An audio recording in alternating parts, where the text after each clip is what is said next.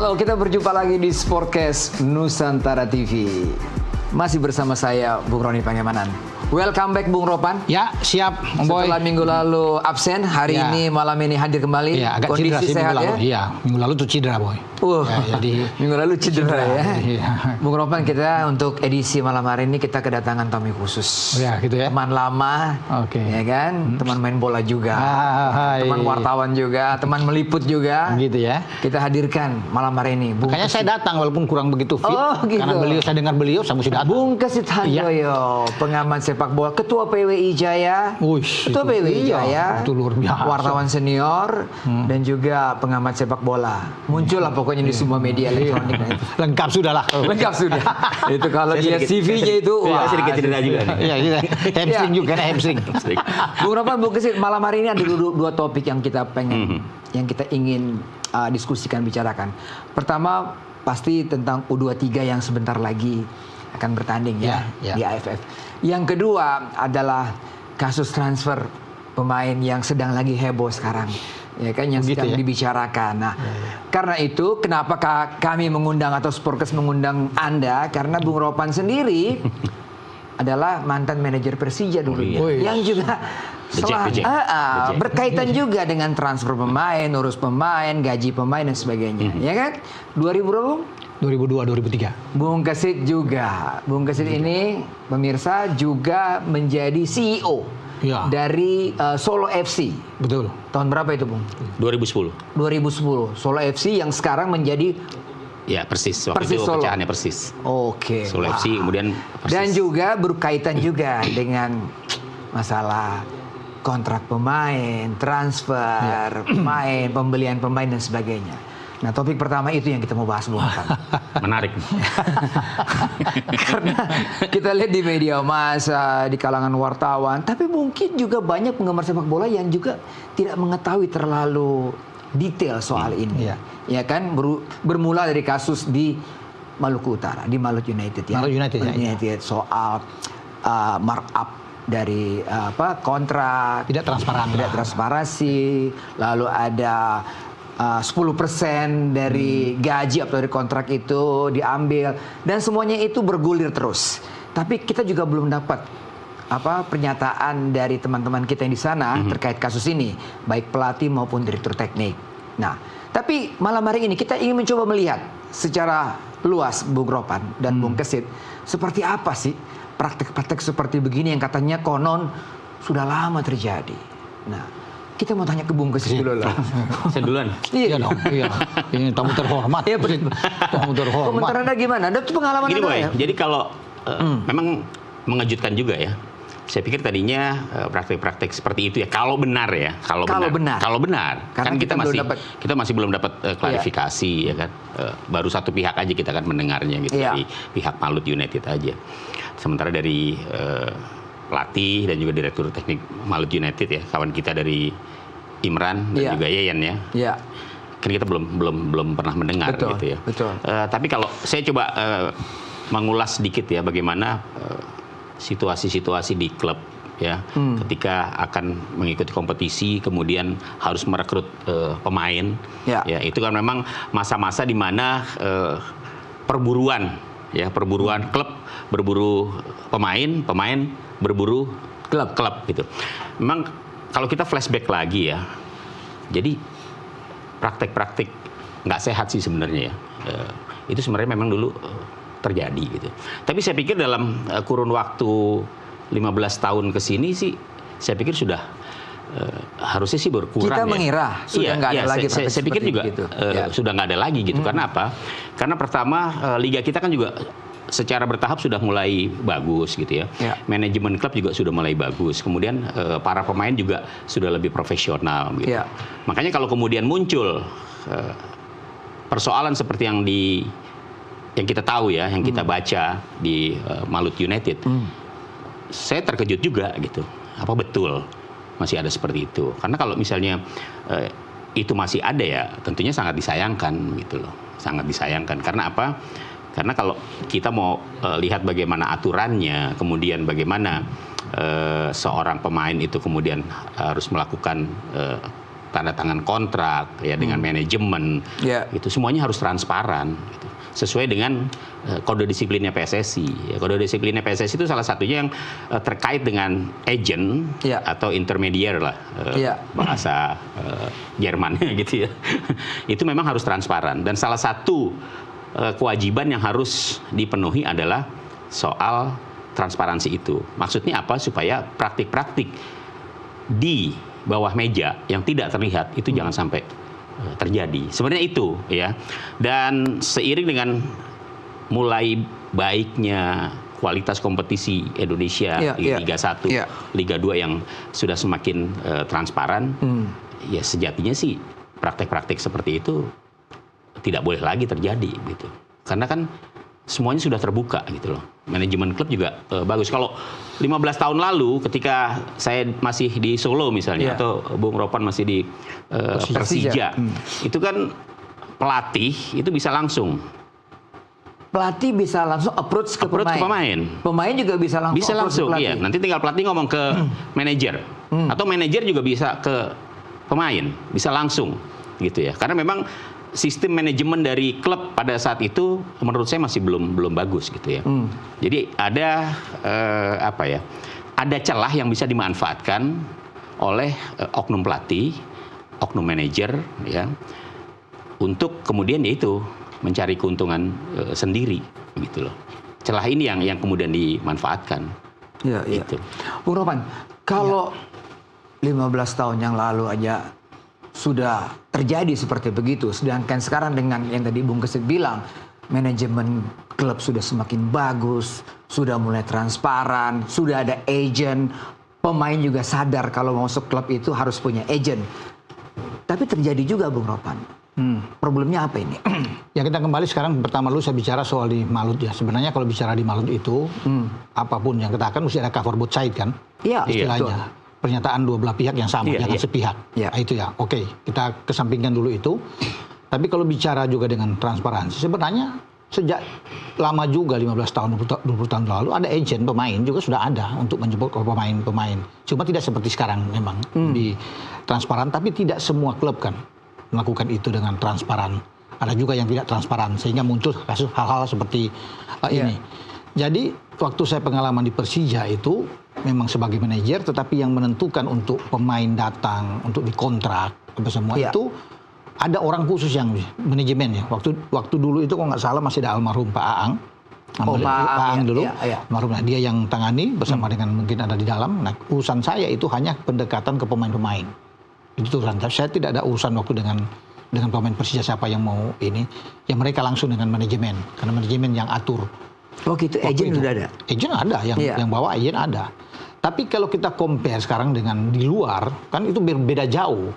Kalau di luar ya, di luar yang menentukan itu adalah bukan pelatih, bukan pimpinan tertinggi, tetapi direktur olahraga yang selalu mencari. Direktur olahraga atau direktur sport ya? Direktur sport. Ya. Tetapi ada usulan dari pelatih, saya ingin yang ini, pemain A, B, C. Tapi direktur olahraga yang dicari. Dia yang akan nego bicara dengan agent untuk seorang pemain ini. Pemain nggak ada urusan mau nego-nego itu dia serahkan, pemain itu serahkan ke agentnya. Agentnya berurusan dengan direktur olahraga. Artinya kalau di Barcelona ada mantan pemain Barcelona Deco, sekarang jadi direktur olahraga.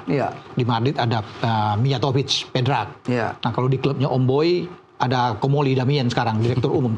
Karena di Juventus itu tidak ada direktur olahraga, direktur umum yang ada. Dia yang berurusan dengan hal-hal itu. Di Liverpool dan Robert Hughes lah. Mereka yang nantinya akan masuk untuk berbicara deal. Tetapi juga membuat transparansi itu harus ada press conference biasanya. Itu harus dibiasakan juga di Liga 1 kita. Ketika pemain itu datang. Sekarang belum ada ya? Belum ada. Press conference langsung bicara di depan wartawan. Pemain ini ada, transfernya sekian, gajinya sekian. Kalau di kita kan tidak mengenal gaji mingguan, bulanan. Kalau di Eropa kan sudah ada gaji mingguan setiap pemain itu. Jadi itu memang mesti ada. Sampai hal-hal yang sekecil pun dia datang untuk tes medis, itu diwartakan, disiarkan. Di sana kan kalau nggak lolos tes medis, habis. Di tes medis dulu semua. Itu lolos nggak, baru dia press conference. Datang, tanda tangan kontrak, baru mungkin ketuanya yang bisa datang, bisa bicara. Florentino Perez misalnya di Madrid. Datang kemarin dengan Trent Alexander atau dengan Kylian Mbappe sebelumnya. Boleh datang. Tapi yang proses nego untuk bisa dia datang antara agent dan direktur olahraga. Direktur olahraga yang memegang peran penting, Om Boy. Tidak melibatkan Tidak melibatkan teknik, siapa-siapapun. tidak melibatkan pelatih atau asisten Pelatih coba hanya mengusulkan pemain yang ini, tapi yang menentukan adalah dia yang nego. Bung Kesit, walaupun ini adalah internal dari klub yang tadi kita sebut, ya, tapi kan di bawah klub ini ada yang menaungi, ya kan? Ya federasi sebagai payung, induk tertinggi payung, tapi di situ ada PT Liga. Sejauh mana sebenarnya pengawasan itu? Kalau ini terjadi kan yang dirugikan klub, yang dirugikan pelatih, pemain juga, mungkin juga pelatih yang sebenarnya tidak melakukan tapi dituduh melakukan.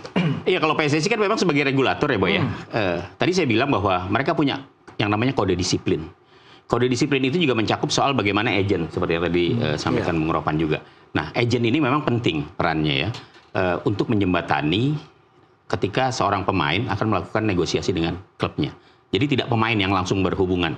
Bahwa pihak klub itu bisa diwakili oleh direktur sport, ya. Tapi kalau di Indonesia kan kayaknya masih masih belum mengenal ya. Walaupun mungkin ada beberapa klub yang mungkin manajer ya. Iya, tapi lebih kepada manajer ya.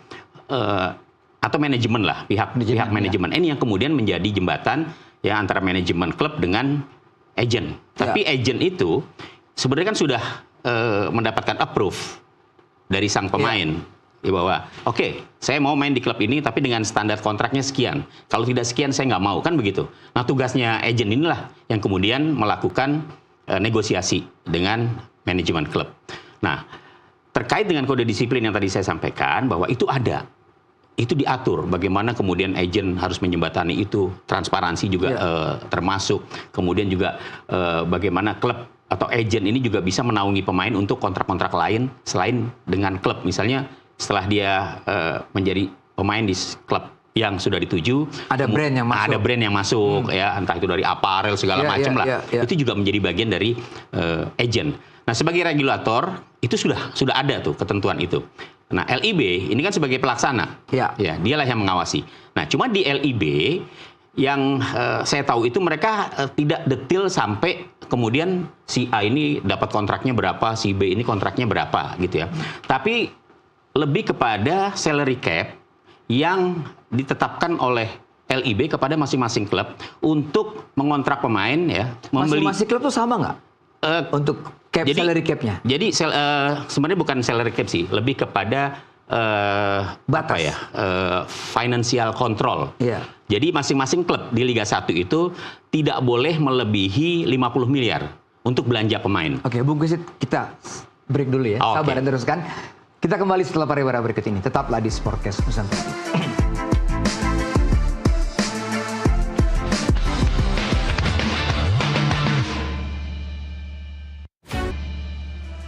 Kita langsung ke Bung Kesit. Terus kan tadi 50M tadi untuk ini menarik nih, 50 miliar. Saya juga baru tahu klub itu memang 50 miliar ya. Jadi kalau klub yang mampu sih ya, kalau klub yang mampu ya. Iya, tapi belum tentu juga semua klub kemudian bisa belanja pemain sampai 50 miliar gitu. Mungkin 30 miliar juga udah ngos-ngosan dia kan gitu ya. Nah, dari situ kan kemudian LIB hanya berpatokan bahwa setiap klub ketika kontrak pemain itu diserahkan, mereka kan hanya tinggal menghitung aja. Klub A ternyata memang hanya sekian miliar, tidak melampaui lah gitu kan.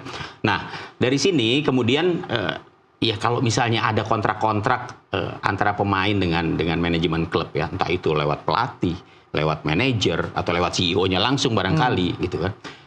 Menurut saya sih mungkin PT LIB juga tidak sampai ke sana-kesana. Kemudian ini benar nih 200 juta. Saya kontrak Ropan misalnya gitu kan, 200 juta ini benar nih, lu 200 juta nih. Itu udah teknis sekali ya, udah teknis angka ya. Itu kan nggak mungkin ditelusuri sampai ke dalam-dalam seperti itu begitu loh. Ya kalau kemudian ada kasus mencuat ya itu kan dari pihak internal klub gitu loh. Artinya kalau dari sisi pengawasan LIB sepanjang klub itu tidak melanggar ketentuan dari function financial control itu tidak.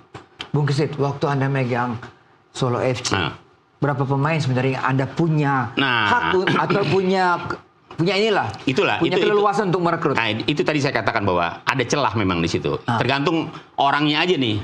Kalau dia imannya kuat, ya insya Allah dia tidak akan tergoda gitu. Waktu saya itu justru datangnya dari pemain itu sendiri. Jadi saya dapat daftar nih, daftar pemain dari pelatih. Tetap pelatih saya beri kewenangan untuk menentukan siapa mana yang dia mau, pemain yang dimau. Oke, gelandangnya saya butuh ini. Oke. Back ini. Ya kan, striker ini. Oke. Urusan negosiasi, urusan kontrak itu diserahkan ke manajemen. Kebetulan saya sendiri yang kemudian melakukan negosiasi dengan masing-masing pemain. Tahu apa yang ada celah dong di saya dapat. Nah, yang menawarkan itu justru pemainnya. Saya panggil nih si A. Saya bilang, kan kita udah lihat nih kurikulum vitae-nya dia, pengalamannya dia pernah main di mana, bla bla bla. Kita punya standar kan. Ya. Waktu saya di Solo, itu sudah ditetapkan. Belanja pemain jangan lebih dari sekian M. Ya. Oke, kan berarti saya harus pilah-pilah nih. Mana pemain yang kemudian kontraknya katakanlah 200 juta maksimal, mana yang di bawah itu. Gitu. Tahu yang Anda, apa yang saya temuin pada saat itu? Hampir 70% pemain ya itu menawarkan kepada saya fee. Jadi saya misalnya, saya butuh tenaga situ untuk main di klub saya. Saya hanya mampu, atau manajemen hanya mampu 150 juta kontrak selama 1 musim. Wah udah, mulai lagi. Bisa nggak Pak ditambahin gitu kan? Tambah berapa? Saya bilang gitu kan. Tambah 50 jadi 200 gitu. Enggak. Perusahaan atau manajemen hanya sanggup 150. Pak, kalau 150 nanti ke saya cuma 125 atau mungkin bisa 100. Kok bisa begitu? Saya bilang gitu. Kan saya harus ngasih Bapak. Nah, coba. Saya bilang, saya nggak perlu itu. Saya bilang begitu kan. Saya nggak perlu itu. Dia bilang, 150 bersih, 150 tidak ada potongan. Saya bilang gitu. 150 kontrak, oke, kita bagi. Berapa musim? Berapa bulan? Berapa bulan? Ada termin pertama, termin kedua, termin ketiga. Jadi saya bagi per bulan dari kontrak itu. Mereka tawarkan hampir semua pemain yang menghadap ke saya ketika saya negosiasi kontrak itu nawarkan mau ngasih ke saya minimal itu 25 juta mau ngasih ke saya. Jadi mereka rata-rata minta lebihnya antara 25 sampai 50. Saya bilang kenapa seperti itu? Kan nanti buat Bapak kalau saya cuma dikontrak 150 ntar saya dapatnya cuma 125 Pak. Oh, mereka berpikir bahwa manajer ini akan minta, akan malak gitu ya. Padahal saya CEO-nya. Nah, itu baru di saya. Saya nggak tahu apakah pemain ini kemudian dia punya agent tersendiri, atau dia sudah kontak dengan pelatih, pokoknya namanya udah saya masukkan, nanti you tinggal negosiasi. Saya nggak tahu apakah kemudian pemain itu juga ngasih fee ke pelatih, itu saya nggak tahu. Tapi buat saya yang paling penting ketika deal ya sudah. Tidak ada kemudian uang yang harus diberikan ke saya gitu loh. Coba kalau misalnya saya ambil 25 juta rata-rata nih. Kali 30 pemain. Saat itu. Saya udah bisa dapat 600 jutaan itu. Tapi biasanya pemain itu kenapa dia bisa ngasih? Karena dia berharap bahwa dia bisa masuk. Itu dia. Di klub. Saya akan kasih berlomba-lomba untuk kasih sekian. Kalau ada pemain A, boy kasih misalnya 20, saya bisa kasih 30. Iya. Tapi yang penting saya masuk. Ke tim. Dia masuk. Nah menariknya dulunya itu tidak seperti yang sekarang. Ini di Persija bukan ya? Ya. Zamannya Bung Ropan juga waktu di Persija. Saya nggak tahu karena kan bukan saya waktu di Persija yang urus. Itu yang di klub yang sebelumnya. Ya, yang ada bahwa saya dengar memang akan ada begitu seperti itu. Tetapi para agen juga kan akan dapat dari situ. Akan kena potongan juga. Ya dia akan dipotong, dia terima sekian. Kalau agent memang ada aturannya. Agent kalau dia resmi, ya itu ada aturannya. Itu diatur di FIFA, diatur 10% kalau nggak salah itu. Dia punya fee paling besar gitu. Tapi sebenarnya kan balik lagi ke kesepakatan di antara pemain dengan agent tersebut gitu. Kalau misalnya pemainnya, karena agentnya dianggap memang berjasa, terus dikasih lebih misalnya menjadi 15%, saya pikir itu sah-sah aja. Sepanjang perjanjiannya ada, kan begitu. Dan agent itu bawa pemain misalnya nih gue bawa 3 atau 4. Dulunya menariknya diuji coba dulu di lapangan, dites dulu. Kalau cocok ambil baru, gitu. Kan nggak bisa begitu sebenarnya. Sebenarnya nggak bisa begitu. Pemain jadi ada seleksi, memang. Jadi seleksi. Jadi aneh gitu ya. 4 mau nggak bicara ini? Kalau nggak mau saya bawa lagi. Iya kan? Iya. Saya bawa lagi ada dari ini. Nanti ditawarkan lagi ke klub lain. Ke klub lain begitu. Jadi kan nggak bisa. Kalau yang benar-benar kan ini ada, sudah memang bagus, videonya. Langsung kan. Jadi tidak beli kucing dalam karung. Jelas pemain yang disodorkan oleh agent dengan kebutuhan klub. Dengan kebutuhan klub itu penting itu kasih itu. Betul. Makanya kalau kita tarik kesimpulan dari semua untuk saat ini, harus ada regulasi bahwa setiap klub wajib Ya, untuk setiap pemain data tuh bukan saja transparan, tetapi melihat langsung pemain tersebut, kualitas dia yang ada, dan memperkenalkan pemain itu, memperkenalkan ke publik. Kan rata-rata sekarang nggak ada. Kalau ingat semua pemain akan masuk kan akan diperkenalkan di stadion. Ini pemain ini, dia akan juggling, dia akan biasa kan begitu, diperkenalkan ke wartawan, ke semua untuk bisa bahwa ini kemampuannya. Iya, sebenarnya sih yang paling ideal adalah ketika pelatih membutuhkan pemain ya di semua lini, tengah, belakang, depan sampai kiper, dia hanya cukup merekomendasikan saja kepada manajemen. Saya butuh ini nih. Dia tidak perlu kemudian pelatih harus terlibat dalam dengan pemain. Iya, dengan touch, apalagi kontrak. ada nego. Betul. Karena ya itu tadi, ini bisa menimbulkan celah-celah yang nggak bagus gitu ya. Karena ini kan terkait dengan uang, ya, terkait dengan uang. Ketika kemudian karena pemain punya kepentingan, gue harus main di klub itu, ya akhirnya kadang-kadang dia berani berkorban. Kalau benar ini juga terjadi bagi pemain asing, yang konon katanya di pemberitaan itu 10% dari nilainya harus diberikan kepada untuk saat ini, sekarang ini. Ini kan berarti image yang buruk tentang liga kita yang sedang mau take off, mau bagus, Bung. Dengan kasus-kasus seperti begini, pemain asing kan bicara nih. Iya, artinya ini mengambil pengalamannya ada sekarang untuk tidak boleh lagi terulang ke depan. Sekarang sudah harus lebih ketat, memang harus tidak. Dan itu tugas dari PT LIP. Kepada setiap klub ada regulasi-regulasi baru yang harus tetap. Tapi ada kontrol juga dari manajemen. Oh iya, manajemen itu yang paling di dalam, penting menurut saya. Walaupun sekarang, dan itulah fungsinya sekarang, sudah harus bisa melihat, adalah setiap klub itu Liga 1 untuk menempatkan direktur olahraga, direktur sport. Yang nantinya dia tugas, jadi bukan urusan manajer, bukan urusan pelatih yang ini, dia yang akan berurusan. Nah, dia mempertanggungjawabkan itu semua negotiate dengan agent itu ke manajemen pimpinan, ke bosnya, bahwa saya dapat ini transparan semua, dan nantinya akan ada preskon memperkenalkan pemain ini. Nah, sudah wajib saya pikir. Kalau kita mau ke profesional kan bicara, harus ada direktur sport. Nah, apakah sekarang di tiap klub ada? Kan enggak. Belum ada kan? Belum tentu ada. Klub-klub besar seperti Persib, harus ada. Ya, United, ada. Persebaya, dan mestinya semua klub itu yang ada di Liga 1 wajib untuk menunjuk direktur sport, dan hanya dialah yang akan bernegosiat dengan agent. Maaf, Bung. Ini terjadi nggak buat kan kebanyakan pelatih dari Liga 1 ini pelatih asing. Kan? Iya. Kecuali 99%. Utara. Iya. Dan saya potong sebentar. Dan pelatih asing itu yang saat ini, dia berhak untuk bawa pemain loh. Iya. Pemain yang dia inginkan. Betul. Coba pikir. Yang dia sukai dia bawa. Misalnya ada si klub ini dibawa. Saya punya 3 pemain, kan nggak bisa sebenarnya. Iya, dan kadang-kadang juga dia juga punya koneksi dengan agen-agen yang menyediakan pemain itu punya juga. jaringan pemain. Mestinya kan kalau udah punya direktur sport, biar direktur sport yang urus. Saya mau si pemain A, pemain B ini. Lalu yang urus. Jangan pelatih itu yang datang untuk negosiat lagi untuk harga sekian. Bisa aja dalam tanda kutip kita nggak tahu, Boy.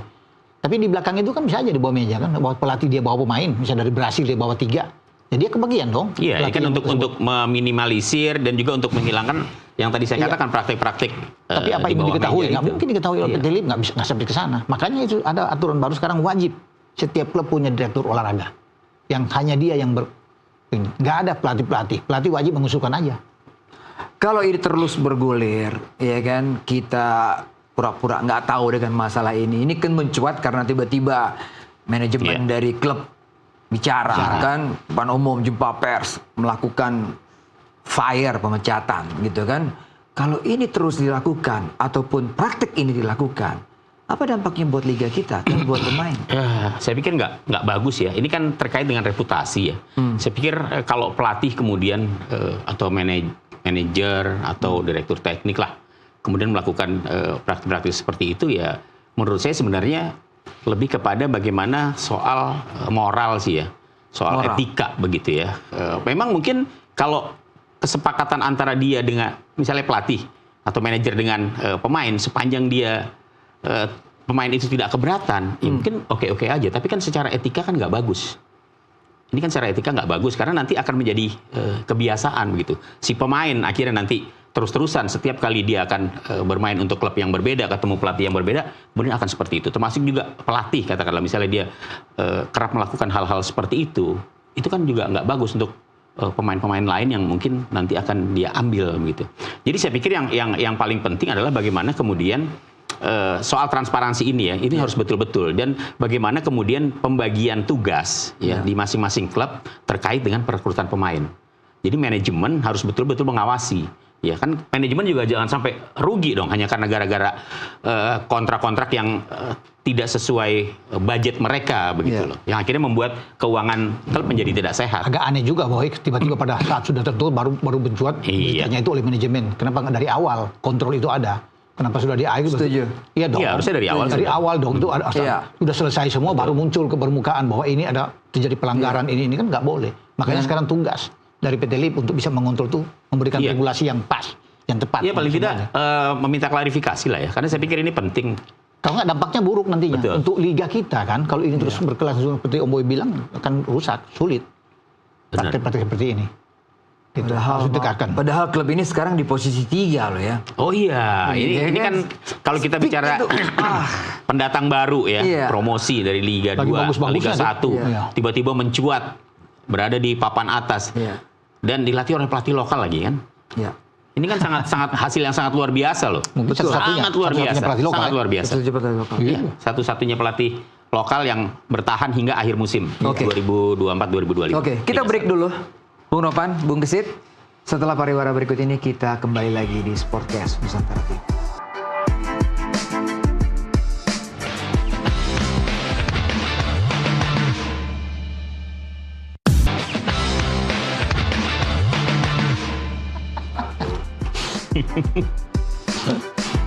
Kita masih di Sportcast Nusantara TV, masih bersama Bung Nopan dan Bung Gesit, dua sahabat saya ini. Oke, sekarang kita beralih topik ya, kita tinggalkan kasus. Tapi kita punya pesan ya bahwa PSSI, klub dan liga, PT Liga harus. Nah, mungkin satu lagi juga. Ini kan ada asosiasi pelatih ya. Asosiasi pelatih. Asosiasi pelatih profesional Indonesia. Ada juga asosiasi pemain ya. Jadi saya pikir tampaknya juga mereka harus buka suara. Iyalah ikut urun rembuk lah ya, mencari tahu lah. Asosiasi pelatih itu Yayan ketua. Oh itu makanya. Andi Tani juga ya. Andi Tani juga kan. Oke. Pemain. U23. Oke. Yang sekarang sedang mempersiapkan diri tim untuk bertanding tanggal 15 sampai 29. AFF. Ya, AFF.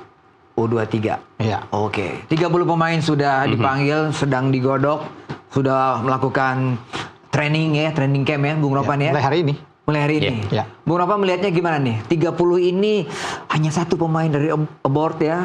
Menarik ya? Ya. Saya optimis sih. Bung Nopan gimana? Ya, memang hanya Jens Raven ya, abroad yang ada dari FC Dordrecht.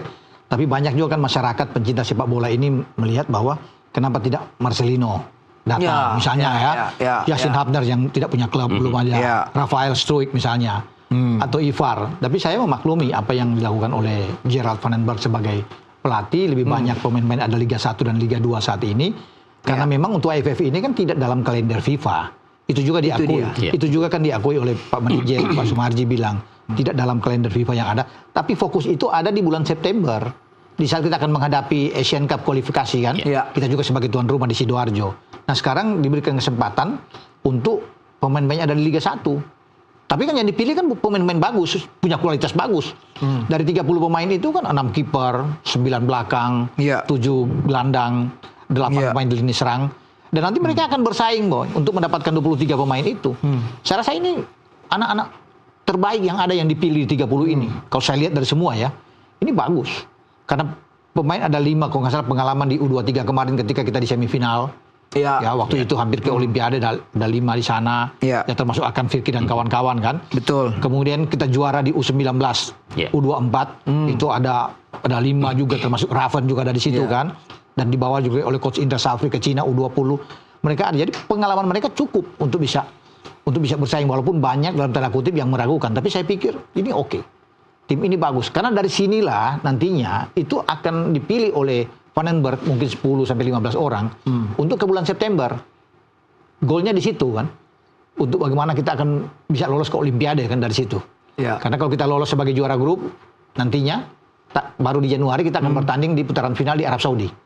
Itu nanti menjadi Olimpiade. Jadi saya pikir ini bertahap, tetapi pertaruhan juga untuk nama Van den Berg kan. Karena ini pertama buat dia menangani membesut tim U23. Dan apalagi dengan target harus juara, kita sudah tuan rumah.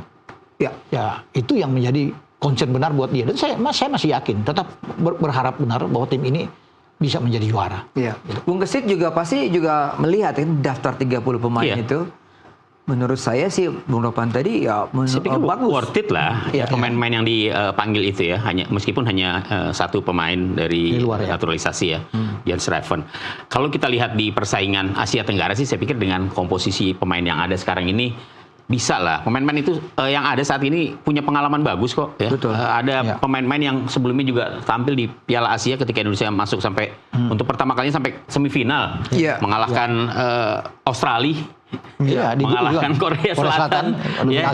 Jadi ada pemain-pemain seperti Arkan Fikri, kemudian ada Doni Tripamungkas, ada Raihan Hanan. Ya. Jadi saya pikir dengan materi yang ada saat ini dari 30 yang ada, saya pikir kalau untuk bersaing di level Asia Tenggara di AFF, apalagi di kandang sendiri kita akan main.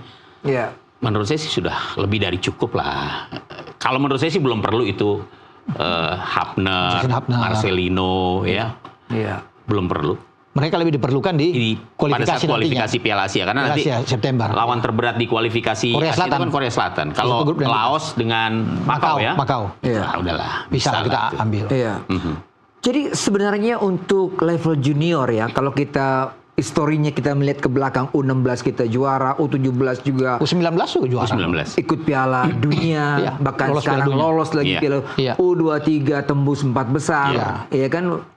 Ini menunjukkan bahwa level junior kita memang potensial banget ini Bung Ropan. Iya, bagus kalau bicara di junior kita kan. Makanya mungkin itu ada keyakinan dari Van den Berg bahwa dengan pilihan dia ini dia senang. Kan dia komentar bahwa saya senang dengan pemilihan ini, pemain-pemain ini.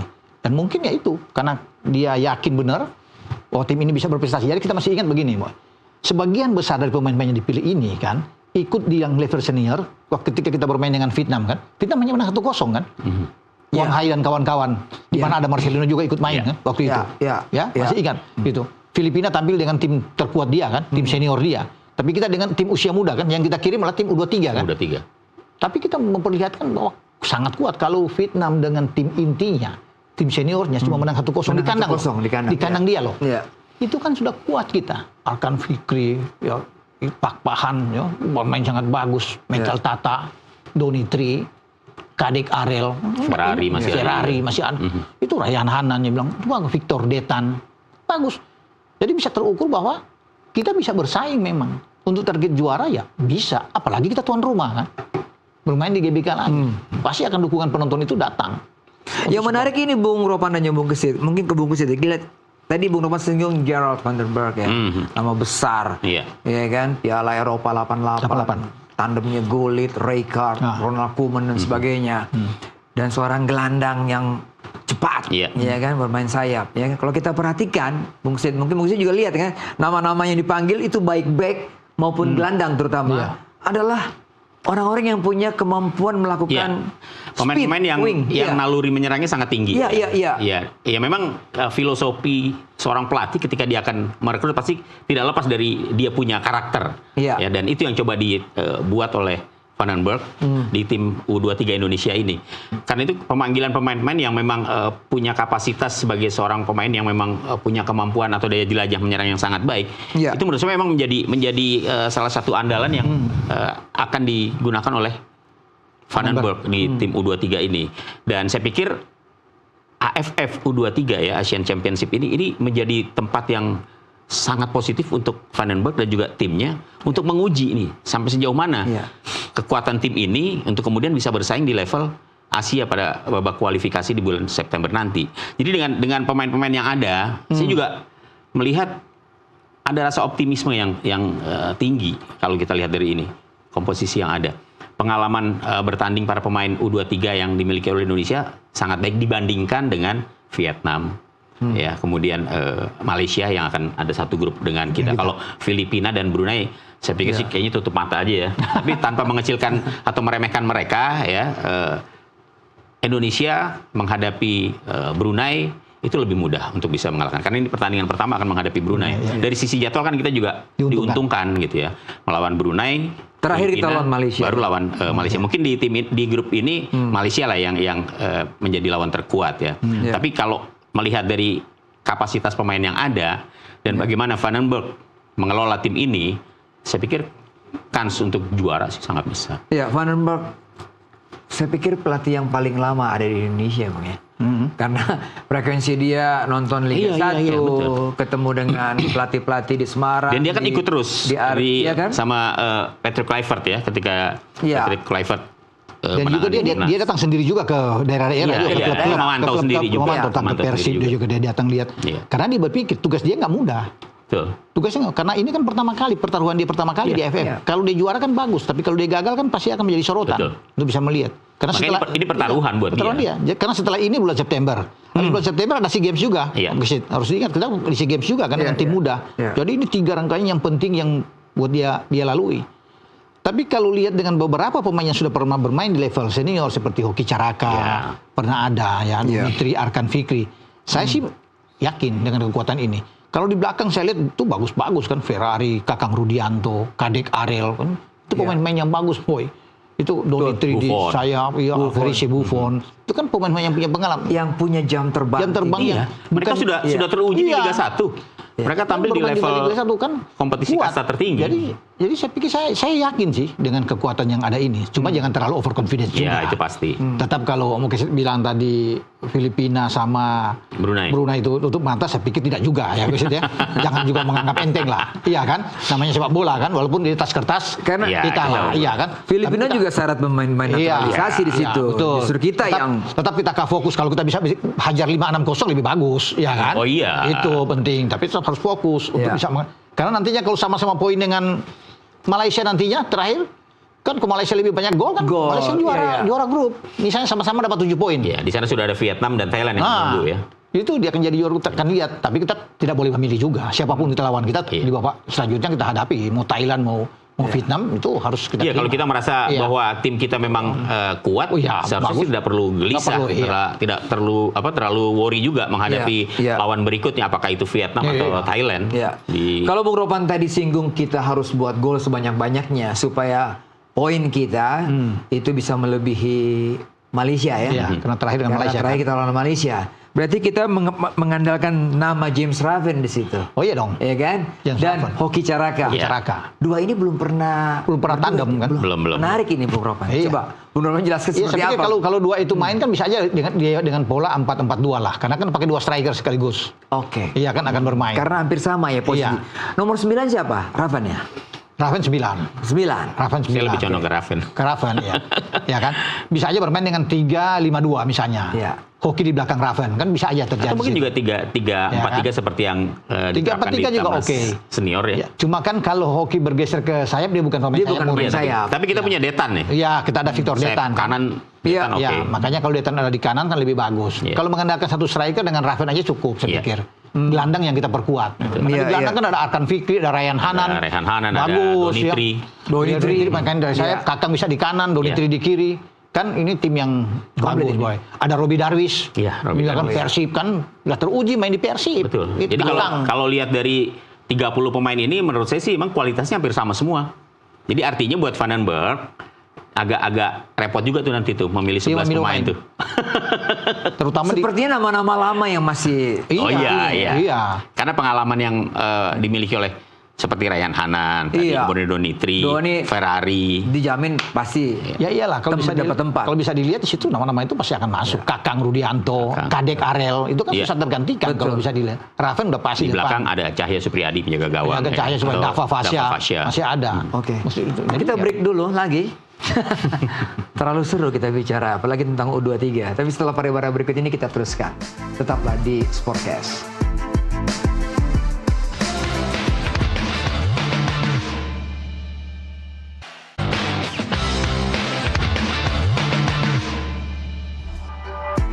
Langsung ke Bung Kesit. Bung Kesit, tadi Hoki Caraka.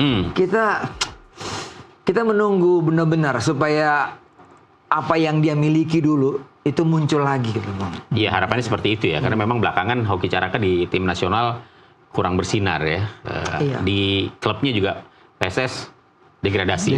Ya. Jadi memang kesempatan dia untuk bisa menunjukkan dia punya kemampuan ini agak berkurang ya di saat di tim nasional juga dia sudah mulai seperti kehilangan ketajaman, kemudian klub yang dibelanya di Liga 1 juga ternyata juga drop ya, sehingga mau tidak mau itu berimbas kepada performa dari Hoki Caraka. Tapi dengan kesempatan yang diberikan oleh Vandenberg untuk masuk kembali di jajaran tim U23, saya kira ini harusnya jadi kesempatan buat Hoki Caraka gitu loh, untuk menunjukkan bahwa dia masih layak menjadi pilihan utama di tim ini. Dia punya modal untuk jadi striker. Dia punya modal. Top. Karena bermain di level senior kan nggak gampang pemain semudah dia kan. Dan dia bisa masuk itu. Dia bisa banyak yang bilang mengatakan bahwa ini anak kesayangan STY waktu sebelumnya kan. Kok dia dipanggil terus? Ya makanya sekarang itu adalah saat yang tepat buat dia. Ketika Vandenberg masuk di antara list 30 pemain, ada nama dia. Saya pikir ini waktunya buat dia. Kepercayaan yang diberikan ini manfaatkan dengan baik. Iya, dia harus tunjukkan juga bahwa dia lebih tajam dari Jens Raven. Itu kan tantangannya sekarang. Makanya kalau main berdua misalnya, nantinya melawan Brunei. Nah, kalau dia bisa bikin 4-5 gol, wah, dahsyat itu. Dahsyat tuh. Kalau berdua sama Raven dimainkan lebih dulu, tinggal motivasi dia untuk bagaimana menunjukkan kepada pelatih. Kita berharap dia bangkit. Iya, harusnya iya. Harusnya iya. Karena ini kan Brunei dan dia bermain di level yang pengalaman dia kan udah ada, Bo. Jadi sebenarnya mudah buat dia untuk bisa membuat gol, tapi kan kembali ke anaknya kan. Ya, gitu, untuk bisa memacu dirinya. Melawan Malaysia, ya ada yang bilang kita main aman, misalnya main seri juga dua-duanya lolos, tapi kita lawan Malaysia harus kita menang. Oh iya, gitu kan? ini soal gengsi. Ini kan kekuatan Malaysia yang Bung Ropan lihat seperti apa? Jangan sampai kita pernah kalah. Terakhir kita kalah lawan Malaysia kalau nggak salah itu di tim U23. Kita pernah kalah dari Malaysia. U23 ya? Iya.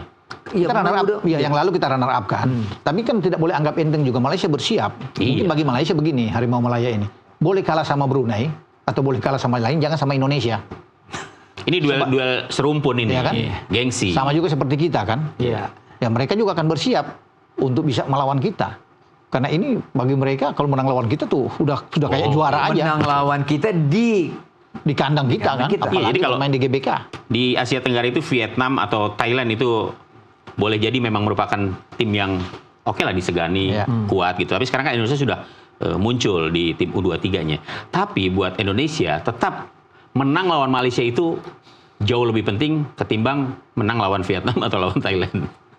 Karena ini soal gengsi. Harga diri, Om. Harga diri, Om. Iya kan. Main di depan publik, apalagi di GBK kan, ditonton banyak orang. Kalau sampai kalah sama Malaysia, waduh. Itu Malaysia. Ini Vandenberg harus tahu ini. Oh iya. Jarod harus tahu nih. Harus tahu. Ada hal yang di luar nalar kita melawan Malaysia ini kan ya. dan historicalnya, emosionalnya beda. Iya, gitu. penuh emosional bermain lawan Malaysia. Iya. Dan menariknya bahwa pertandingan itu ditaruh di akhir kan. Iya, terakhir. Yang itu kan menentukan. hidup mati bagi kedua. Pasti kan secara rasa Malaysia akan menang 2 kali juga. Sama seperti Indonesia. Begitu. Tinggal golnya ini berapa. Nah, pertemuan itu terakhir yang itu sudah kayak final aja, Boy. Udah pasti kayak final aja. Iya, ada yang bilang juga itu final kepagian. Iya. Indonesia dengan Malaysia. Nggak mungkin akan cari aman untuk draw. Tidak mungkin. Pasti akan ada yang menang.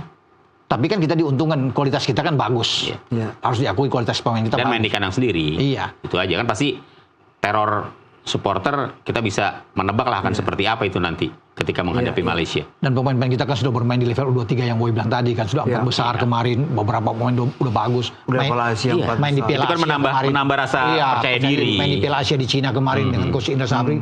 Mereka lebih kuat Kadek dan kawan-kawan Raven kan. Betul.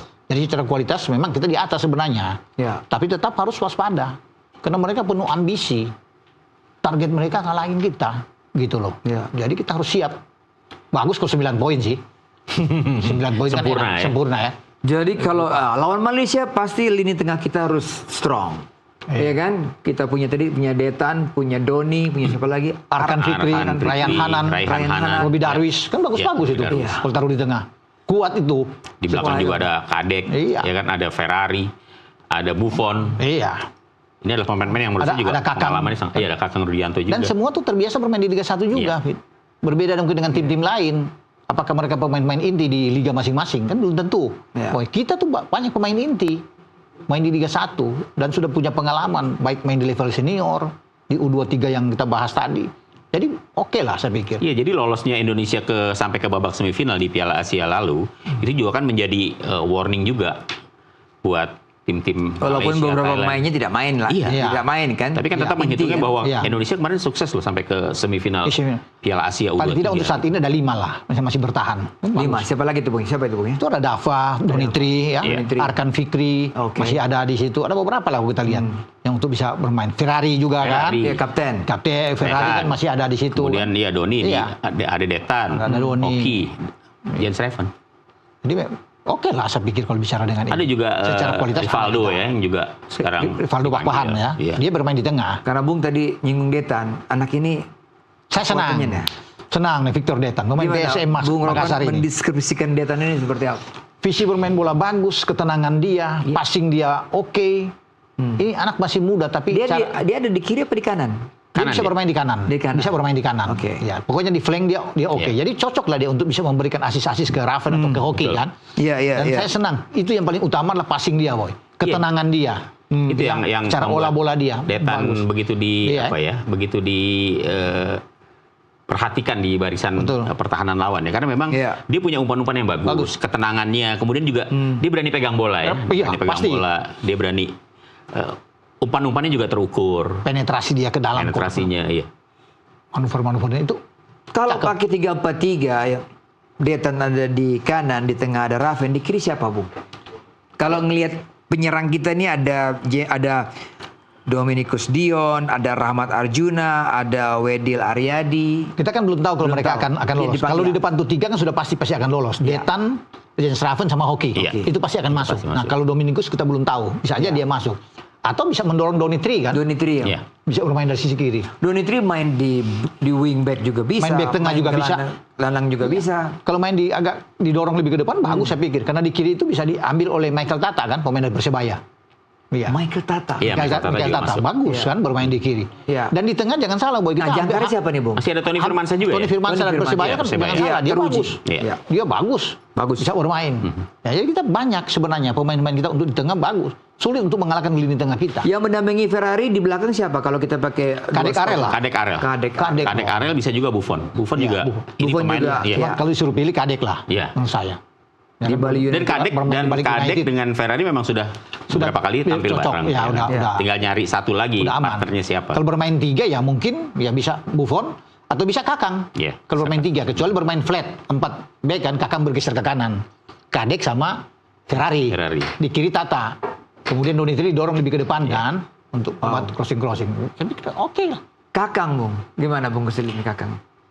Juara Indonesia, juara iya, Liga. dari penampilan Kakang menurut saya juga pemain yang ini kan menjadi salah satu pemain yang sangat diharapkan juga ya kehadiran di bersama Persib Bandung. Iya. Ya. Dia ikut juga lah andil membawa Persib juara Liga 1 bahkan back to back. Beberapa kali juga masuk dalam skuad tim nasional kelompok umur. Jadi saya pikir kalau dari sisi pengalaman, kematangan, Iya. ya Kakang sangat mumpuni. Dari sisi teknik gimana Bung? Dan jangan salah kalau bicara Kakang ini, Iya.